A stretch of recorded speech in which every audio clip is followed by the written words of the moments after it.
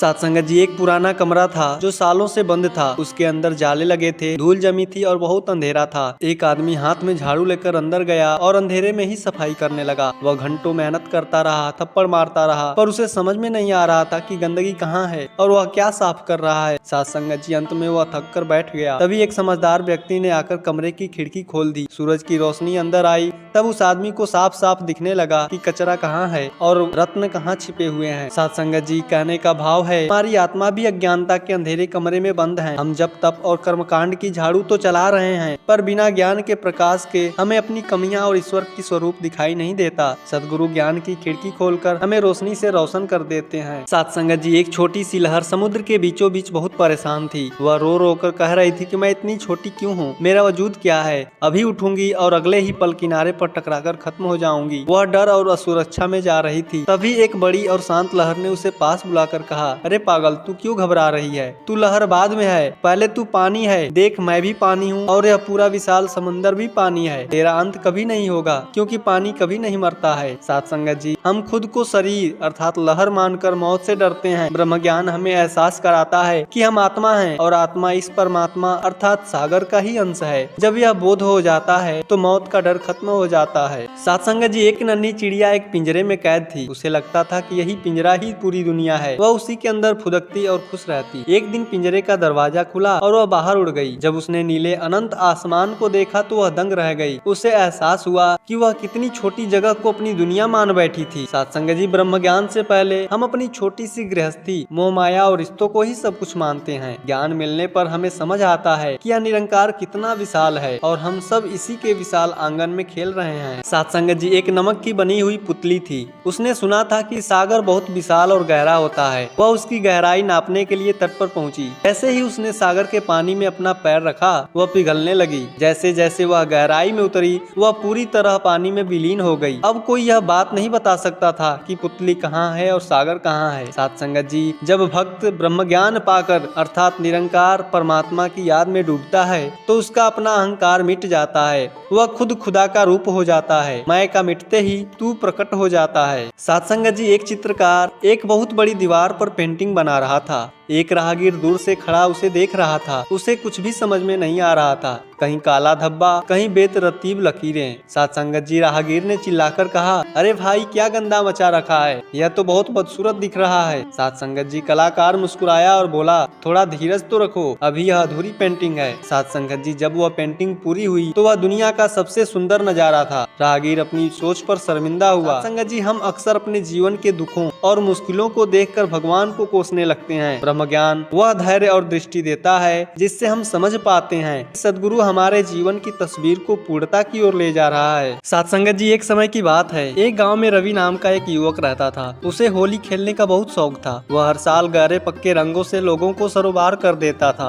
एक दिन होली के अवसर पर उसने देखा कि गांव के किनारे एक सत्संग भवन में कुछ महापुरुष सत्संग कर रहे हैं। रवि हाथ में रंग लिए वहां पहुंचा और मजाक में बोला, आप लोग कैसे बेरंग होली मना रहे हैं? असली मजा तो इन रंगों में है। साथ संगत जी, वहाँ बैठे एक बुजुर्ग महात्मा ने मुस्कुराकर कहा, बेटा, ये रंग तो शाम तक धुल जाएंगे, लेकिन हम जिस रंग में रंगे हैं वह कभी नहीं उतरता है। साथ संगत जी, रवि उत्सुक हुआ, ऐसा कौन सा रंग है? महात्मा जी ने समझाया, सच्चा रंग बेटा, ईश्वर की जानकारी और उसका एहसास ही असली रंग है। हमारे मन पर नफरत, ईर्ष्या और अहंकार की जो धूल जमी है उसे केवल ब्रह्म ज्ञान के जल से धोया जा सकता है। जैसे होली में रंगने के बाद सब एक जैसे दिखने लगते हैं, वैसे ही ज्ञान की प्राप्ति करने के बाद हमें हर इंसान में परमात्मा का रूप नजर आता है। रवि को बात समझ आ गई। उसे एहसास हुआ कि बाहर के रंग तो शरीर को छूते हैं, लेकिन गुरु का ज्ञान आत्मा को रंग देता है। उस दिन रवि ने प्रण लिया कि वह प्रेम, नम्रता और सद्भाव का रंग पूरी दुनिया में फैलाएगा। साथ संगत जी, एक बार अंधेरे ने खुदा से शिकायत की, महाराज, यह सूरज मेरा दुश्मन है। जहाँ भी मैं आराम करने जाता हूँ यह मुझे वहाँ से भगा देता है, कृपया इसे समझाइए। साथ संगत जी, खुदा ने सूरज को बुलाया और पूछा, तुम अंधेरे को क्यों परेशान करते हो? सूरज ने हैरान होकर कहा, अंधेरा, वह कैसा दिखता है? है? मैंने तो आज तक उसे देखा ही नहीं। आप उसे मेरे सामने बुलाइए, मैं उससे माफी मांग लूंगा। साधुसंगत जी, लेकिन जैसे ही अंधेरों को बुलाया गया, सूरज की मौजूदगी में वह टिक ही नहीं पाया। कहने का भाव है कि जहाँ ज्ञान का सूरज उदय होता है, वहाँ भ्रम और पाप का अंधेरा रह ही नहीं सकता। सतगुरु जब हमें ज्ञान देते हैं तो अज्ञानता अपने आप विदा हो जाती है। सत्संगत जी, एक गांव में भयंकर सूखा पड़ा था। किसान अपनी सूखी फसलों को देखकर रो रहे थे। वहीं एक सेवादार अपने खेत को सूखे कुएं के पास बैठकर शांत भाव से सिमरन कर रहा था। गांव वालों ने मजाक उड़ाया, अरे पगले, सिमरन से क्या बादल बरसेंगे? सत्संगत जी, उसने मुस्कुराकर कहा, परमात्मा की याद में वो ठंडक है जो तपती जमीन का भी कलेजा भर देती है। सत्संगत जी, अगले ही पल बिना किसी बादल के उस सूखे कुएं की गहराइयों से पानी फूट पड़ा। सत्संगत जी, भूवैज्ञानिकों के पास कोई तर्क नहीं था, लेकिन उस सेवादार के पास एक ही जवाब था, जब हम सिमरन के जरिए अमृत से जुड़ते हैं तो प्रकृति भी अपना नियम बदल देती है। सिमरन केवल प्यास नहीं बुझाता, वह विश्वास की जड़ें गहरा करता है। सत्संगत जी, एक भिखारी को रास्ते में एक पत्थर मिला। वह बहुत गंदा और मिट्टी से सना हुआ था। भिखारी ने उसे उठाया और तराजू के पल्लड़े को बराबर करने के लिए इस्तेमाल करने लगा। सत्संगत जी, एक दिन एक जौहरी वहाँ से गुजर रहा था। उसने उस पत्थर को देखते ही पहचान लिया कि अरे, यह तो एक कीमती हीरा है। जौहरी ने भिखारी को कुछ पैसे दिए और वह पत्थर ले लिया। उसने उसे साफ किया, तराशा, और जब वह चमका तो पूरी दुनिया उसकी कीमत देखकर दंग रह गई। सत्संगत जी, दुनिया हमें हमारी गरीबी, जात पात या रंग रूप से आंकती है, पर सतगुरु वह जौहरी हैं जो हमारे अंदर छिपी दिव्य आत्मा को पहचानते हैं और ज्ञान देकर हमें संसार का सबसे अनमोल रत्न बना देते हैं। सत्संगत जी, एक फकीर चाय बना रहा था। एक आदमी आया और बोला, भगवान के दर्शन करा दो। फकीर ने गर्म चाय उसके हाथ पर गिरा दी। आदमी चिल्लाया, ओह, जल गया। फकीर ने शांत भाव से पूछा, कौन जला, तेरा हाथ या तू? सत्संगत जी, वो आदमी चुप हो गया। फकीर बोला, जिस दिन समझ जाएगा कि शरीर जलता है, तू नहीं, अर्थात तुम्हारी आत्मा नहीं जलती, उसी दिन तुम्हारे भगवान के दर्शन हो जाएंगे। सत्संगत जी, ब्रह्म ज्ञान शरीर और आत्मा का फर्क समझा देता है। सत्संगत जी, एक आदमी रोज सुबह आईने में अपना चेहरा देखता और उसे अपना चेहरा बहुत धुंधला तथा गंदा नजर आता। वह रोज साबुन से अपना चेहरा धोता, कीमती क्रीम लगाता, पर आईने में गंदगी वैसे ही रहती। वह परेशान हो गया। तभी उसके गुरु आए और उन्होंने एक कपड़ा लेकर आईने को साफ कर दिया। आदमी चौंक गया। उसका चेहरा तो साफ था, बस आईने पर धूल जमी हुई थी। सत्संगत जी, कहने का भाव है कि दुनिया बुरी नहीं है, हमारा मन मैला है। ब्रह्म ज्ञान हमारे मन के शीशे को साफ कर देता है, जिससे हमें हर इंसान में खुदा का असली नूर साफ साफ दिखाई देने लगता है। सत्संगत जी, एक गरीब लकड़हारा जंगल में लकड़ियाँ काट रहा था। एक साधु ने उसे कहा, आगे जाओ, वहाँ और भी कीमती चीजें मिलेंगी। लकड़हारा आगे गया तो उसे चंदन की लकड़ियाँ मिली। वह खुश हुआ।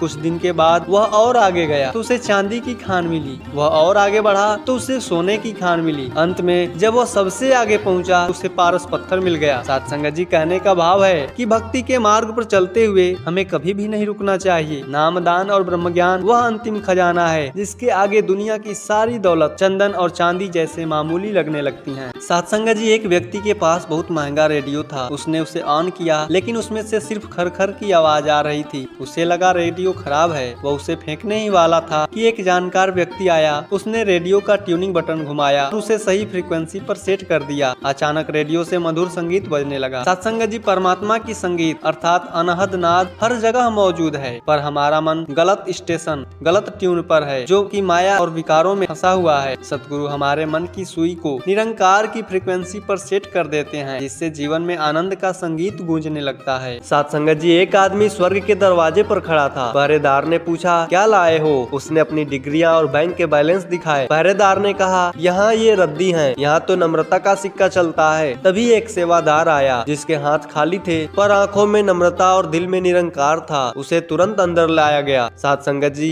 परमात्मा के दर पर आपकी डिग्रियां नहीं, आपकी दिली भावना देखी जाती है। आपके भावना कैसे हैं? सत्संगत जी, एक अंधेरे कमरे में दो दोस्त बैठे थे। एक ने दूसरे का हाथ पकड़ा और बोला, तू कौन है? दूसरा बोला, अबे मैं तेरा दोस्त हूँ, तूने मेरा हाथ तो पकड़ा है, बस चेहरा नहीं देख पा रहा। सत्संगत जी, हम सबने परमात्मा का हाथ सांसों के रूप में तो पकड़ रखा है, बस ब्रह्म ज्ञान का प्रकाश न होने के कारण इस परमात्मा का चेहरा अर्थात इसका स्वरूप नहीं देख पा रहे हैं। सत्संगत जी, एक छोटा सा मिट्टी का दिया रात के अंधेरे में बहुत अकड़ कर जल रहा था। उसे लग रहा था कि पूरी दुनिया को वह रोशनी दे रहा है। उसने हवा से कहा, देखो, मेरे बिना सब अंधेरे में मर जाएंगे। तभी सुबह हुई और सूरज निकल आया। सूरज की एक किरण पड़ते ही दिए की लौ फीकी पड़ गई। दिया बहुत उदास हो गया। तब सूरज ने मुस्कुराकर कहा, मेरे दोस्त, उदास मत हो। रात को तो तेरी अपनी जगह थी और मेरी रोशनी में अब तू भी मेरे मेरे जैसा ही दिख रहा है। हम दोनों का काम एक ही है, अंधेरा मिटाना। साध संगत जी, ब्रह्म ज्ञान से पहले इंसान को अपने ज्ञान और भक्ति का अहंकार होता है, पर जब सदगुरु के ज्ञान रूपी सूरज का उदय होता है तो इंसान का छोटा मैं मिट जाता है और इसी परमात्मा की विशालता में लीन हो जाता है। साध संगत जी, एक मल्लाह रात भर नाव चलाता रहा। वह पसीने से तरबतर था और बहुत थक गया था।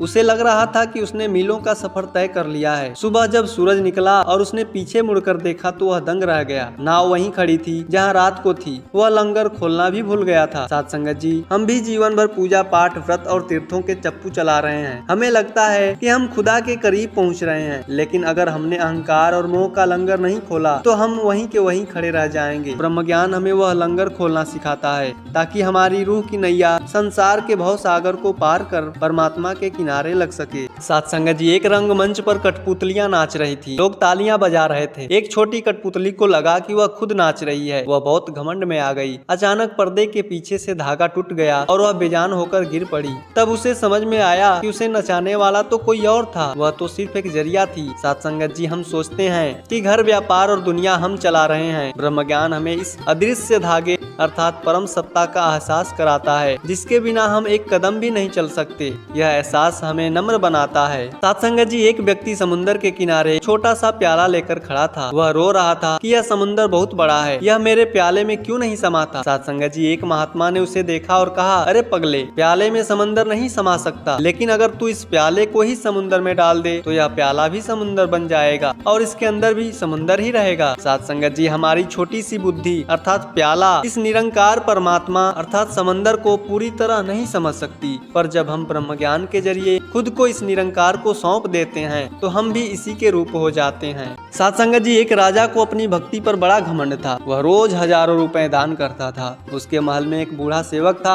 जो हमेशा धन निरंकार करता और मगन रहता था। राजा ने उसे नीचा दिखाने के लिए पूछा, मैं इतना दान करता हूँ फिर भी मुझे वह शांति नहीं मिली जो तेरे चेहरे पर है। तेरे पास तो कुछ भी नहीं है। साध संगत जी, सेवक ने विनम्रता से कहा, हुजूर, आप दाता बनकर दान करते हैं, इसीलिए आपका अहंकार बड़ा हो जाता है। मैं दास बनकर सेवा करता हूँ और मानता हूँ कि जो दे रहा है वह भी वही है और जो ले रहा है वह भी वही है। मैंने खुद को मिटा दिया है। साध संगत जी, ब्रह्म ज्ञान मिलने के बाद इंसान करता नहीं रहता। उसे समझ में आता है कि मैं तो सिर्फ एक जरिया हूँ, करने वाला तो यह निरंकार है। जब मैं मर जाती है तब तू प्रकट होता है। अहंकार ही वह दीवार है जो जीव और ब्रह्म के बीच खड़ी है। साध संगत जी, एक बार एक जिज्ञासु ने एक संत से पूछा, महाराज, ब्रह्म ज्ञान पाकर कैसा महसूस होता है, क्या आप मुझे लिखकर समझा सकते हैं। संत ने उसे एक गुड़ की डली दी और कहा, पहले इसे खाओ। जब उसने खा लिया तो संत ने पूछा, अब बताओ इसका स्वाद कैसा है। वह व्यक्ति हकलाने लगा, महाराज, यह तो मीठा है, बहुत अच्छा है,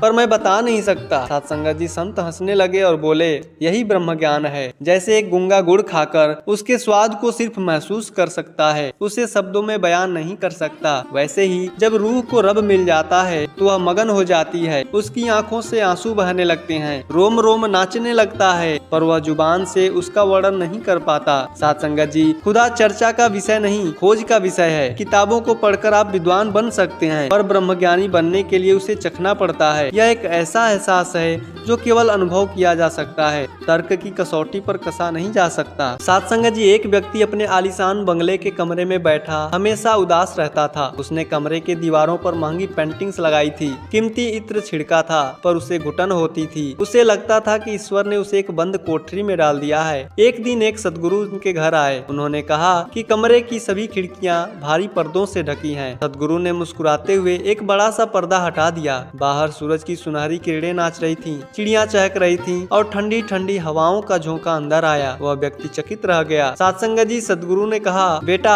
सूरज तो हमेशा से यही था, बस तुमने पर्दा गिरा रखा था। कहने का भाव है कि निरंकार कहीं बाहर से नहीं आता, वह हमारे आसपास अंग संग मौजूद है। हमारी अज्ञानता, अहंकार और संशय के पर्दे हमें उसे देखने नहीं देते। सदगुरु बस वह पर्दा हटा देते हैं और हम देखते हैं कि जिस खुदा को हम ढूंढ रहे थे, हम तो उसी के गोद में बैठे हुए थे। ज्ञान वह खिड़की है जो रूह को अनंत का दर्शन कराती है। साध संगत जी, एक कैदी जेल में लोहे की भारी जंजीरों से बंधा हुआ था। वह बहुत दुखी था। एक दिन राजा ने खुश होकर उसकी लोहे की जंजीरें हटा दी और उसकी जगह उसे इनाम में सोने की जंजीरें पहना दी। साध संगत जी, कैदी खुश होकर नाचने लगा। तभी समय के सदगुरु वहाँ से गुजर रहे थे। उन्होंने कहा, मूर्ख नाच क्यों रहे हो? पहले तू लोहे का गुलाम था, अब तू सोने का गुलाम है, पर है तो तू कैदी ही। साथ संगत जी, सदगुरु ने उसे जंजीर तोड़कर आजाद होने का रास्ता दिखाया। साथ संगत जी, दुनिया में लोग बुरे कर्मों अर्थात लोहे की जंजीर से तो बचना चाहते हैं, पर अच्छे कर्मों के अहंकार अर्थात सोने की जंजीर में फंस जाते हैं। ब्रह्म ज्ञान हमें हर तरह के बंधन से मुक्त करके परम आनंद की आजादी देता है। साथ संगत जी, एक फकीर चाय बना रहा था। एक आदमी आया और बोला, भगवान के दर्शन करा दो। फकीर ने गर्म चाय उसके हाथ पर गिरा दी। आदमी चिल्लाया, ओह जल गया। फकीर ने शांत भाव से पूछा, कौन जला, तेरा हाथ या तू? साथ संगत जी, वो आदमी चुप हो गया। फकीर बोला, जिस दिन समझ जाएगा कि शरीर जलता है तू नहीं, अर्थात तुम्हारी आत्मा नहीं जलती, उसी दिन तुम्हारे भगवान के दर्शन हो जाएंगे। साथ संगत जी, ब्रह्म ज्ञान शरीर और आत्मा का फर्क समझा देता है। साथ संगत जी, एक बार एक मूर्ख इंसान दोपहर के 12 बजे लालटेन जलाकर सूरज को ढूंढ रहा था। लोग हंस रहे थे। एक संत ने कहा, भाई लालटेन तो बुझा दो, सूरज तो सामने खड़ा है, तेरी लालटेन का धुआं ही तुझे सूरज देखने नहीं दे रहा। साथ संगत जी, कहीं हमारा अहंकार उस लालटेन के धुएं जैसा तो नहीं? जिस दिन मैं की लालटेन बुझेगी, ज्ञान का सूरज अपने आप दिखने लगेगा। एक आदमी ने अपनी किस्मत के ताले पर कई तरह की चाबियां लगाई, व्रत, उपवास, हवन, तीर्थ, पर ताला नहीं खुला। वह थक कर बैठ गया। तभी वहां सदगुरु आए और उन्होंने एक मास्टर की दिया, सबको अपना जानो, प्रेम करो। साथ संगत जी, जैसे ही उसने यह चाबी घुमाई, ताला खुल गया। साथ संगत जी, कहने का भाव है कि प्रेम और ब्रह्म ज्ञान वह मास्टर चाबी है जिससे खुदा के घर का दरवाजा खुलता है। साथ संगत जी, एक पंडित जी बड़े विद्वान थे। उनके पास एक गधी थी जिस पर वो पोथियां लाद कर चलते थे। लोग कहते, पंडित जी को बड़ा ज्ञान है। एक दिन एक फकीर ने गधी से पूछा, क्या तुझे पता है तेरी पीठ पर क्या लिखा है? गधी बोली, मुझे नहीं पता, मुझे तो बस बोझ महसूस होता है। साथ संगत जी, अगर ब्रह्म ज्ञान को जीवन में उतारा नहीं तो हम भी उस गधी की तरह ज्ञान का बोझ ढो रहे हैं। ज्ञान वह है जो रूह को हल्का कर देता है, हम ज्ञान को बोझ ना बनाएं। साथ संगत जी, एक बहुत कंजूस आदमी नाव में बैठकर नदी पार कर रहा था। अचानक तूफान आया। वह चिल्लाया, हे भगवान, अगर मैं बच गया तो गरीबों को 100 रुपए बांटूंगा। नाव थोड़ी और डगमगाई। उसने कहा, भगवान 50 और बढ़ा दिया, 150 कर दिया। जब नाव किनारे लग गई, उसने जेब थपथपाई और बोला, छोड़ो भगवान, मजाक तो चलता ही रहता है। साथ संगत जी, हमारी भक्ति अक्सर स्वार्थ पर टिकी होती है। ब्रह्म ज्ञान हमें बिना शर्त प्यार करना सिखाता है। सौदागर नहीं, भक्त बनिए। साथ संगत जी, एक पत्रकार मछली ने समंदर की सबसे बूढ़ी मछली से पूछा, माताजी, मैंने सुना है समंदर नाम की कोई चीज बहुत महान होती है, वह कहाँ है? बूढ़ी मछली ठहाका मारकर हंसी और बोली, पगली, तू समंदर के अंदर ही पैदा हुई है, समंदर के पानी से ही तू जिंदा है और कल तू इसी समंदर में मिल जाएगी। तू जिसके अंदर है उसे ही ढूंढ रही है। साथ संगत जी, कहने का भाव है, हम उस निरंकार के समंदर में डूबे हुए हैं, पर फिर भी पूछते हैं कि भगवान कहाँ है। साथ संगत जी, एक चोर एक संत के घर चोरी करने के लिए घुसा। उसे वहाँ कुछ नहीं मिला, बस एक पीली चमकती ईंट दिखी। चोर बड़ा खुश हुआ, वह ईंट लेकर भागा, पर जैसे ही घर पहुंचा, देखा कि वह ईंट मिट्टी की बन गई थी। वह फिर लौटा और संत के पैर पकड़ लिए। महाराज, यह क्या जादू है? संत ने हंसकर कहा, जादू नहीं बेटा, नजर का फेर है। जब तक तूने इसे मेरा समझकर उठाया, यह मिट्टी थी, जिस दिन तू इसे सबका समझेगा, यह सोना बन जाएगी। साथ संगत जी, ब्रह्म ज्ञान हमारी नजर बदल देता है। जब तेरा मेरा खत्म होता है तो मामूली इंसान भी महान बन जाता है। साथ संगत जी, एक बार एक आदमी भगवान को ढूंढने के लिए जंगल चला गया। उसने सुना था कि भगवान नंगे पैर चलते हैं। उसे रास्ते में एक पुराना टूटा हुआ जूता मिला।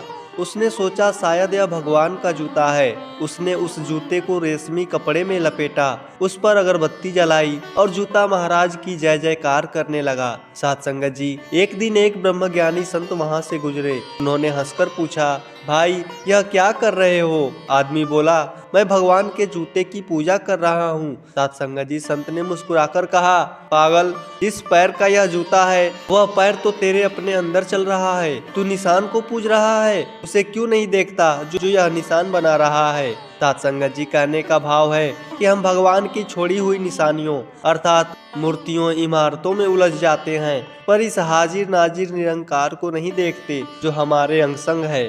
सत्संग जी, एक लोहे का टुकड़ा बहुत उदास था क्योंकि उसमें जंग लग रही थी। वह डरता था कि एक दिन वह मिट्टी बन जाएगा। तभी उसे एक पारस पत्थर का स्पर्श मिला। पल भर में वह लोहा सोने में बदल गया।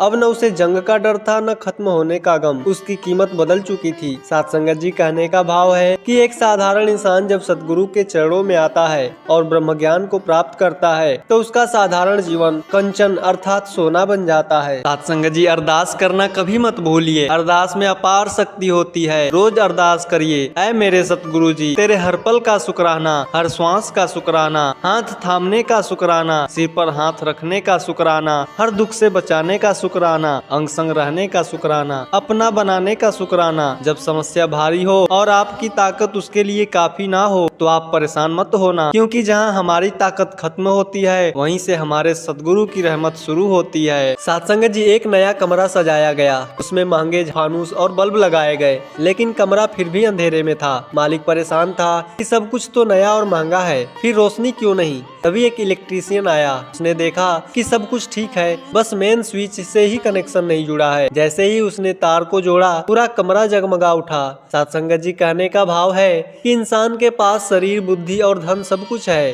पर जब तक ब्रह्म ज्ञान का कनेक्शन इस निरंकार से नहीं जुड़ता, जीवन में उजाला नहीं आता है। सत्संग जी, एक बच्चा कीचड़ में खेल रहा था। उसके हाथ में सोने की एक कीचड़ से सना कंगन था। उसे लगा कि यह कोई गंदा पत्थर है और वह उसे फेंकने ही वाला था। तभी उसके माँ ने उसका हाथ थाम लिया। माँ ने कंगन को साफ पानी से धोया तो वह चमकने लगा। बच्चा हैरान रह गया कि जिसे वह पत्थर समझ रहा था वह तो अनमोल सोना था। सत्संगत जी, हम सब भी इस परमात्मा का ही अंश हैं, लेकिन विकारों अर्थात काम, क्रोध, लोभ की कीचड़ ने हमारी असलियत को छुपा दी है। सत्संगत जी, सतगुरु ज्ञान के जल से हमें साफ करके हमारी असली कीमत समझाते हैं। सत्संगत जी, एक मुसाफिर तपते रेगिस्तान में पानी की तलाश कर रहा था। वह प्यास से बेहाल था और हाथ में खाली घड़ा लिए चिल्ला रहा था, पानी कहाँ है, पानी कहाँ है। संजोग से वह एक विशाल नदी के किनारे ही खड़ा था, लेकिन उसकी आंखों पर अज्ञानता की पट्टी बंधी थी। वह नदी के शोर को तो सुन रहा था पर उसे देख नहीं पा रहा था। तभी एक राहगीर वहाँ से गुजर रहे थे। उसने मुसाफिर की आंखों से वह पट्टी हटा दी। मुसाफिर चौंक गया। नदी तो उसके पैरों के पास ही बह रही थी। सत्संग जी, उसने तुरंत घड़ा भरा और अपनी प्यास बुझाई। कहने का भाव है कि परमात्मा अर्थात यह निरंकार हमारे अंग संग मौजूद है, बस सतगुरु के ज्ञान की पट्टी हटने की देर है। एक करोड़पति अंधेरे कमरे में एक तिजोरी की चाबी ढूंढ रहा था। उसके आसपास हीरे जवाहरात थे पर वह चाबी नहीं ढूंढ पा रहा था। एक गरीब आदमी वहां आया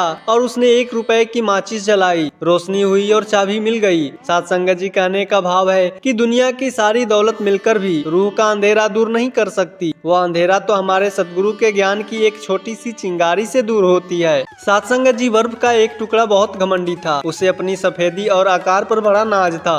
जैसे ही सूरज निकला वह बर्फ पिघलने लगा। वह चिल्लाया, मेरा अस्तित्व खत्म हो रहा है। पर जैसे ही वह पूरा पिघला वह पानी बन गया और जाकर नदी में मिल गया। अब वह बर्फ नहीं बल्कि विशाल धारा था। सत्संगत जी, ज्ञान की गर्मी हमारे अहंकार की बर्फ को पिघला देती है। हमें लगता है कि हम मिट रहे हैं, पर सच तो यह है कि हम सीमित से असीम हो रहे होते हैं। सत्संगत जी, एक अगरबत्ती जल रही थी। उसकी खुशबू पूरे कमरे में फैल गई। एक मूर्ख व्यक्ति उस खुशबू को पकड़ने की कोशिश कर रहा था पर उसके हाथ कुछ नहीं आ रहा था। सयाने व्यक्ति ने कहा, खुशबू को मत पकड़ो, जहाँ अगरबत्ती जल रही है उस स्रोत को देखो। सत्संगत जी, दुनिया के सुख उस खुशबू की तरह हैं जो आती जाती रहती है। ब्रह्म ज्ञान हमें उस स्रोत अर्थात परमात्मा से जोड़ देता है जहाँ से सारे सुख और शांति जन्म लेते हैं। सत्संगत जी, एक बच्चा घर के अंदर से खिड़की के जरिए आसमान देख रहा था। उसे लगा आसमान बस इतना ही बड़ा है जितना खिड़की का चौखट है। जब उसके पिता उसे घर के बाहर मैदान में ले गए तो वह चौंक गया। अरे, आसमान तो अंतहीन था। सत्संगत जी, धर्म और संप्रदाय भी उस खिड़की की तरह है। लोग अपने अपने धर्म को खिड़की से खुदा को देखते हैं और लड़ते रहते हैं। सत्संगत जी, ब्रह्म ज्ञान हमें खिड़की से बाहर निकालकर उस असीमित निरंकार का दर्शन कराता है। सत्संगत जी, एक संगीतकार वीणा बजा रहा था। उसके तार ढीले थे, आवाज बेसुरी थी। उसने तारों को बहुत कस दिया तो तार टूट गए। वह रोने लगा। तभी गुरु आए। उन्होंने तारों को ठीक करके कसा, उतना कसा जितना जरूरी था। वीणा फिर से दिव्य संगीत निकालने लगा। सत्संगत जी, जीवन भी एक वीणा है। न तो संसार के मोह में इसे इतना ढीला छोड़ो कि बेसुरा हो जाए और न ही हठ योग में इतना कसो कि टूट जाए। ब्रह्म ज्ञान हमें सहज मार्ग सिखाता है, संसार में रहकर भी निरंकार से जुड़े रहना। साथ संगत जी, एक औरत की सोने की अंगूठी नाले में गिर गई। उसने हाथ गंदा होने के डर से उसे नहीं निकाला। एक फकीर वहाँ से गुजर रहे थे। उसने बिना झिझक अपना हाथ कीचड़ में डाल दिया और अंगूठी निकाल ली। औरत ने कहा, आपका हाथ गंदा हो गया। फकीर बोले, हाथ तो पानी से धुल जाएगा,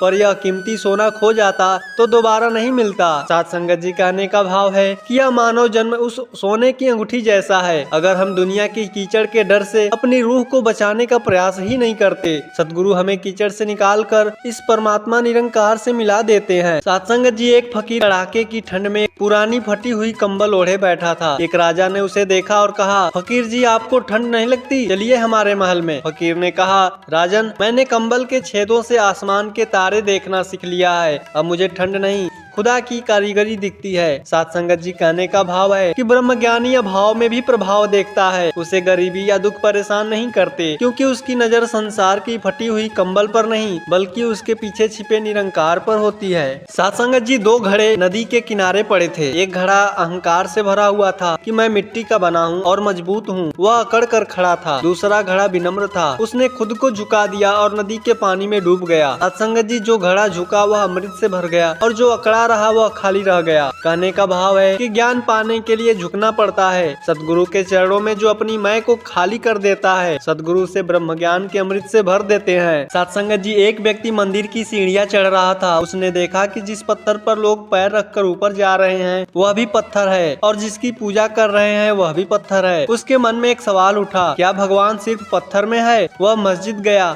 वहाँ उसने चारों ओर देखा और वहाँ सन्नाटा और खालीपन था। वह उलझ गया। तभी उसे एक संत मिले। संत ने कहा, बेटा, मंदिर का पत्थर और मस्जिद का खालीपन दोनों संकेत है। पत्थर सिखाता है कि खुदा अटल है और खाली जगह सिखाती है कि वह निराकार है, पर उसे देखने के लिए तुझे आंखों की नहीं बल्कि ब्रह्म ज्ञान की जरूरत पड़ती है।